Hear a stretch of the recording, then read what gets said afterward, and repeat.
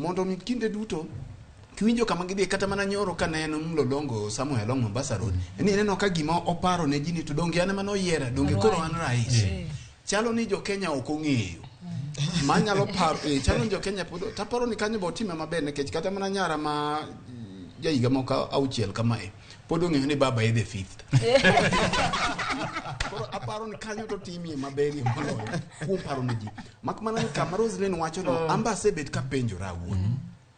kendo magi kama ineno jodolo gi bende seche moko letwa down nikech wadwaro a vibrant jodolo king'iyo sectors mamuhimu ma samoro siemo sirikal en kar dolo nikech kanyo e kama chumbi nitie to kanyo bende mamuma penjo ni to ka chumbi ndhadhu mare orumo to ji dhi kanyo berie kata ka ndhadhu mar judiciary orum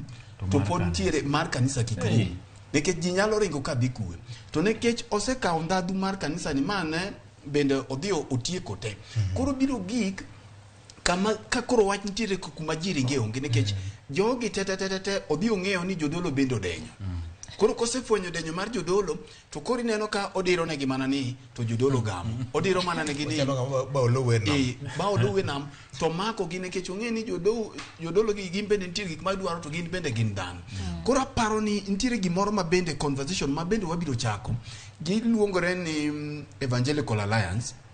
but an adwa wacho ni gini onego luonge koro ni joyalo mag ji giwegi kata kanisa mag ji giwegi koro nego sani luonge ni private churches I think that is the level nikech yudo ka ng'ato ng'iyo ni an gi rombe adi